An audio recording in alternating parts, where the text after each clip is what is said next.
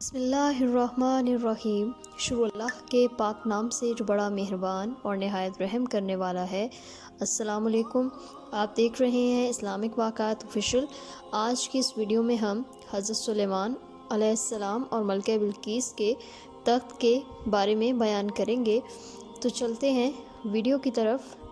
حضرت سلیمان علیہ السلام حضرت داؤد علیہ السلام کے بیٹے تھے۔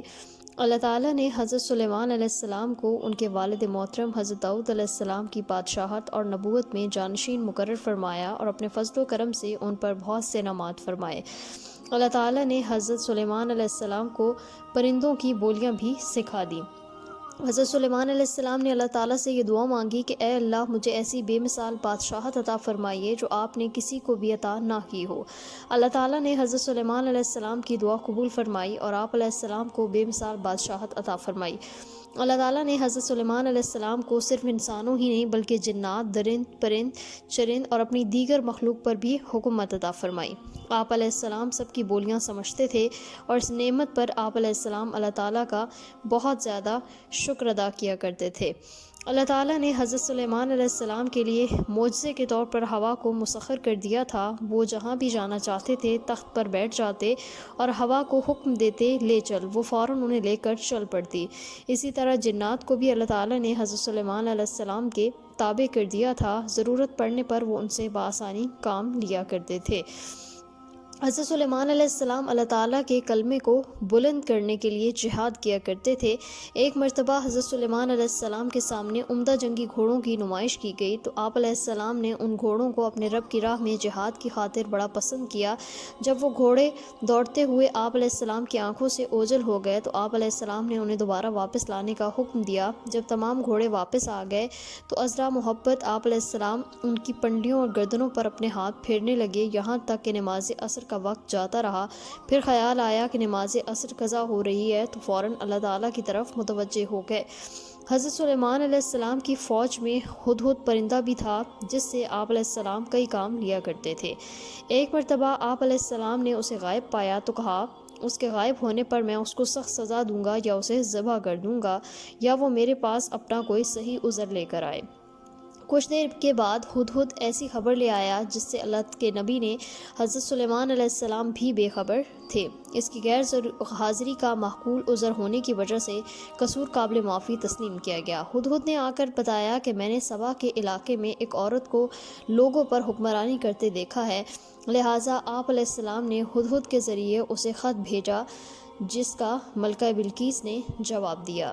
جب حضرت سلیمان علیہ السلام کا خط لے کر ہدہد ملکہ بلقیس کے پاس پہنچا اور ملکہ بلقیس کے سامنے حضرت سلیمان علیہ السلام کا خط ڈال دیا، ملکہ نے خط دیکھا تو اس کی ابتدا بسم اللہ سے ہو رہی تھی اور ساتھ ساتھ ملکہ بلقیس کو مسلمان ہونے کی دعوت دی گئی تھی۔ ملکہ بلقیس نے اپنے وزیروں سے مشورہ کیا کہ کیا کیا جائے۔ انہوں نے بڑے جذباتی انداز میں کہا، آپ جو بھی حکم کریں گی ہم تعمیل کرنے کے لیے تیار ہیں، جیسے آپ چاہیں کریں۔ ملکہ بلقیس حضرت سلیمان علیہ السلام کا خط پڑھتے ہی یہ سمجھ چکی تھی کہ ہمارے اندر حضرت سلیمان علیہ السلام اور ان کے لشکر کا مقابلہ کرنے کی صلاحیت نہیں ہے، اس لیے ہمیں ان سے صلح کر لینا بہتر ہے۔ لہٰذا اس نے اپنے وزراء کو کہا کہ بادشاہ جب کسی بستی میں داخل ہوتے ہیں تو وہاں کے معززین کو ذلیل کر دیتے ہیں، اس لیے بہتر ہے کہ میں کچھ تحائف دے کر یہ اندازہ لگا لوں کہ وہ بادشاہ ہیں یا اللہ کے نبی ہیں۔ اگر وہ بادشاہ ہوں گے تو قیمتی تحائف فوراً قبول کر لیں گے اور ہم سے صلح کر لیں گے، اور اگر وہ اللہ کے نبی ہوں گے تو ہمیں ان پر ایمان لانا ضروری ہوگا۔ حضرت سلیمان علیہ السلام نے ملکہ بلقیس کے بھیجے ہوئے تحائف دیکھے تو قاصد کو یہ کہتے ہوئے واپس بھیج دیا کہ انہیں بتا دو اللہ تعالیٰ نے مجھے خوب مال و دولت سے نوازا ہے، مجھے اس مال و دولت کی کوئی ضرورت نہیں، لہٰذا تم مسلمان ہو جاؤ یا پھر ایسے لشکر کا مقابلہ کرنے کے لیے تیار ہو جاؤ جس کا مقابلہ کرنے کی تم میں سخت نہیں اور وہ تمہاری ذلت کا باعث بنے گا۔ جب حضرت سلیمان علیہ السلام کے قاصد نے جا کر ملکہ بلقیس کو بتایا کہ انہیں اللہ تعالیٰ نے خوب مال و دولت عطا کر رکھا ہے، لہٰذا وہ تمہارے خلاف بہت بڑے لشکر لے کر آ رہے ہیں، ملکہ بلقیس فوراً سمجھ گئیں اور اس نے اپنے وزراء سے کہا کہ چلیں حضرت سلیمان علیہ السلام پر ایمان لے آتے ہیں۔ جیسے ہی وہ وہاں سے نکلی تو اللہ تعالیٰ نے بذریعہ وحی آپ علیہ السلام کو مطلع کر دیا۔ آپ علیہ السلام نے اس کا تخت منگوا لیا اور اس کے لیے شیشے کا ایک محل تیار کروایا تاکہ اس کا امتحان لے سکیں۔ جیسے ہی وہ آپ علیہ السلام کے پاس پہنچی اپنا تخت دے کر بڑی حیران ہوئی اور شیشے کا بنا ہوا محل دے کر حیرت میں پڑ گئیں اور پکار اٹھیں کہ آج سے پہلے میں نے اپنے نفس پر بہت زیادہ ظلم کیا ہے، لہٰذا میں سلیمان علیہ السلام کے ساتھ اللہ تعالیٰ کی فرما بردار بن گئی ہوں۔ حضرت سلیمان علیہ السلام اپنے والد محترم حضرت داؤد علیہ السلام کی طرح نبی ہونے کے ساتھ ساتھ حکمران بھی تھے۔ اللہ تعالیٰ نے آپ علیہ السلام کو بڑی قوت فیصلہ عطا فرمائی تھی، جس کی بنا پر آپ علیہ السلام لوگوں کے مسائل سمجھ کر منصفانہ فیصلے کیا کرتے تھے۔